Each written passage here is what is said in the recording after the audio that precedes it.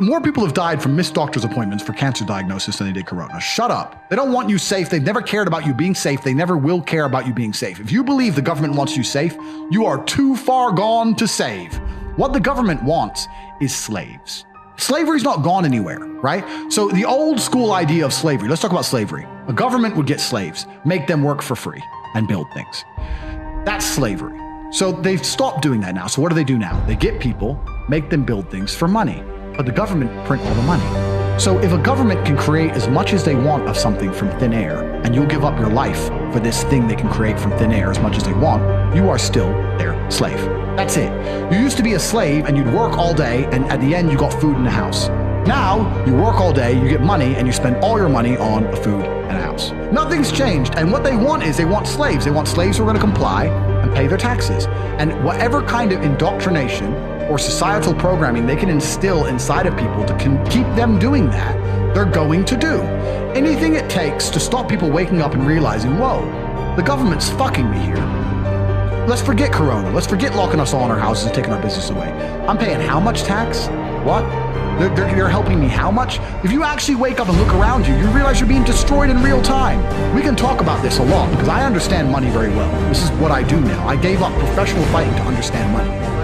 I call the world the Matrix very simply. If people who have seen the movie, they will know that our body heat inside of the movie, the body heat of humans is being harvested and used, and they occupy our minds with a false reality to keep us producing body heat long enough for the machines to function.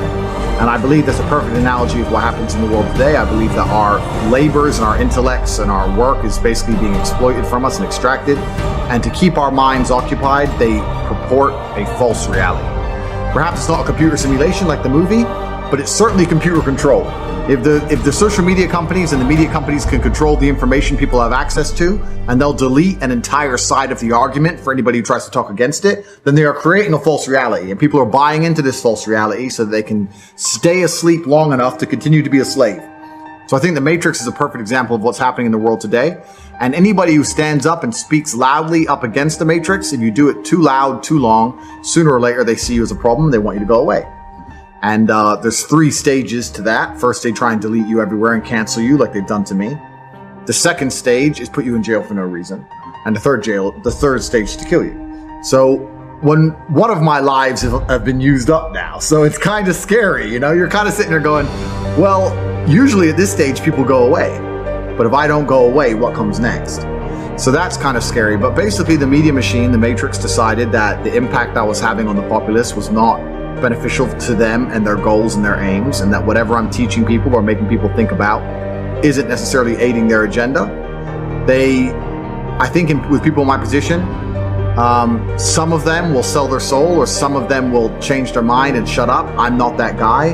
They tried to, I think with a certain degree, they promise you fame and money, or they'll unshadow ban you, or they'll let you be a certain way. They'll let you get bigger and let your ego be satisfied if you'll be quiet. I refused, and then they decided to try and delete me from everywhere, so that's why. I was having a conversation with someone the other day. They were talking about Joe Biden and his relief checks. He gave out $1,400 to all the people in America because of Corona. And he said, don't you think he's good that he's helping the poor? I said, you think that helps the poor? Let's talk about this. You give 100 people a $1,400 check, right? Everyone understands you can't just leave it in the bank forever because of inflation. The value goes down. Because what happens when they print trillions of dollars from the sky, the dollar becomes less valuable.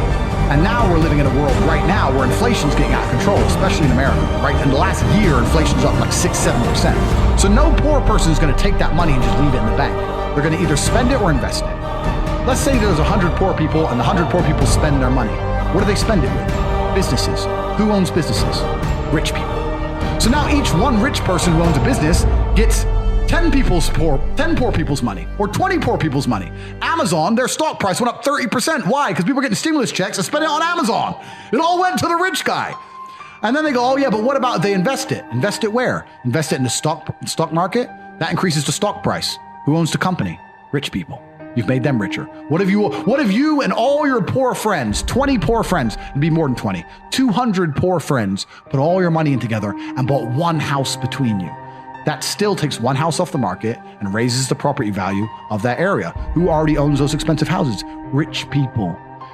It always ends up back with the rich people. You can't stop making the rich richer. You cannot stop it. People inside the Matrix don't understand what's happening. And they're gonna sit there and go, but the government cares about me. He gave me $1,400. The government doesn't give a shit about you. The government is looking after its friends. The government gave all the slaves a little bit of pocket money so they can send it all to the rich guys. It's all a scam. And people inside of the Matrix do not understand. It's all a scam. It's all a lie. The idea that government cares about them is a lie. The government is never going to tell you anything that's going to wake you up. The government's going to teach you things that are going to make you subservient and compliant. They're going to tell you all this crap about identifying as a panda and all this other shit is not an accident. When they can convince the average person on the street to pretend that some other person is a panda because they said so, you are fully in the slave mindset. When it comes on the news, if someone says they're a panda, you have to agree they're a panda. Otherwise, you are racist and a bigot. You go, okay, you are done. You are now full slave mode. And that's all they want. So you will continue to work your shit job for shit money while they continue to do whatever the fuck they like. It's all a scam. Most people are being used for their resource. They're being projected a reality that isn't true. They're convinced of things that aren't true. They're promised that if they slave away hard enough, at the end you'll retire. At the end it'll be good, which is a lie. And they're just used for their resource until they die.